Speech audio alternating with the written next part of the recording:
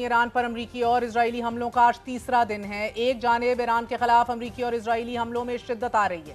ایران کی دو اہم جوہری تنصیبات اور ایک فضائی اڈے پر امریکہ اور اسرائیل نے بمباری کی ہے، جبکہ امریکی صدر ڈونلڈ ٹرمپ نے اپنے تازہ ترین بیان میں ایک بار پھر ایران کو دھمکی دے ڈالی ہے اور کہا ہے کہ ایران کے خلاف ابھی ہماری کارروائی شروع ہی نہیں ہوئی۔ The big one is coming soon۔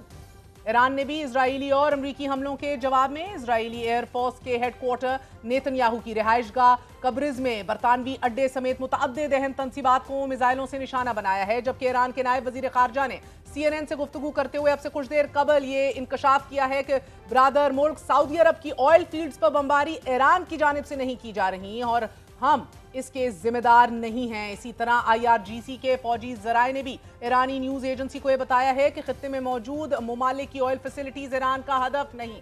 دو اہم ذرائع سے ایران نے غیر فوجی اہداف کو نشانہ بنانے سے انکار کر دیا ہے۔ ساتھ ہی یہاں یہ بھی اہم ہے کہ واشنگٹن پوسٹ کی خبر کے مطابق سعودی ولی عہد شہزادہ محمد بن سلمان امریکہ پر زور دیتے رہے کہ وہ ایران کے ساتھ مذاکرات کرے۔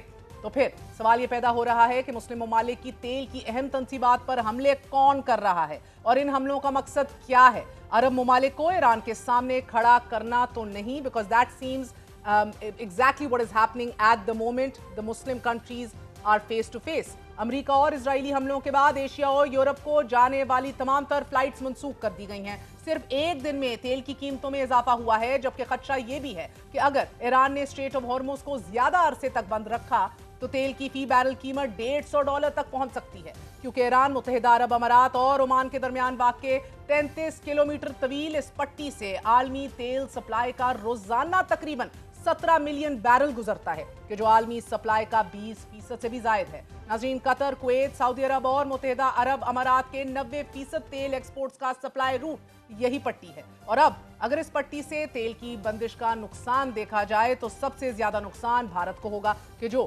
60% تیل مشرق وسطیٰ کے انہی ممالک سے منگواتا ہے۔ دوسرے نمبر پر چین آتا ہے۔ چین روزانہ 10 ملین بیرل تیل امپورٹ کرتا ہے اور اس میں سے 40% مشرق وسطیٰ ممالک سے آتا ہے۔ اگر چین کو تیل کی سپلائی میں کوئی رکاوٹ پڑی تو اس کا اثر پوری دنیا پر ہوگا۔ تیسرے نمبر پر جاپان ہے، جو اپنی ضرورت کا 75% تیل اسٹریٹ آف ہارمز کے راستے سے ہی منگواتا ہے۔ چوتھا ملک جسے سب سے زیادہ نقصان ہوگا وہ سعودی عرب ہے۔ سعودی عرب کی آئل ایکسپورٹس کا 90% اسی اسٹریٹ آف ہارمز سے گزر کر دنیا تک پہنچتا ہے۔ As we speak, gas prices are also soaring as Qatar Energy has halted LNG production after Iran attacks۔ یہ ذہن میں رکھیے، واضح رہے کہ سعودی عرب نے ٹیمپرری کلوزر اپنا اناؤنس کر دیا ہے، one of its largest oil facilities following the drone attacks۔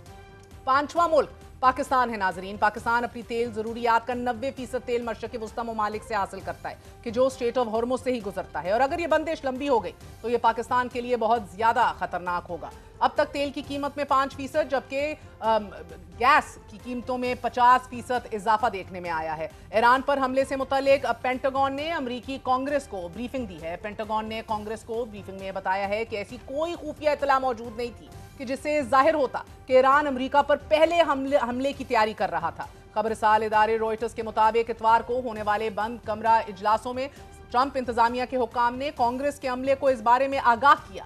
ذرائع نے نام ظاہر نہ کرنے کی شرط پر روئٹرز کو یہ بتایا کہ ایران کی جانب سے عمومی خطرات ضرور تھے، لیکن امریکہ پر فوری یا پھر پیشگی حملے کا کوئی واضح ایویڈنس یا کوئی واضح ثبوت نہیں ملا۔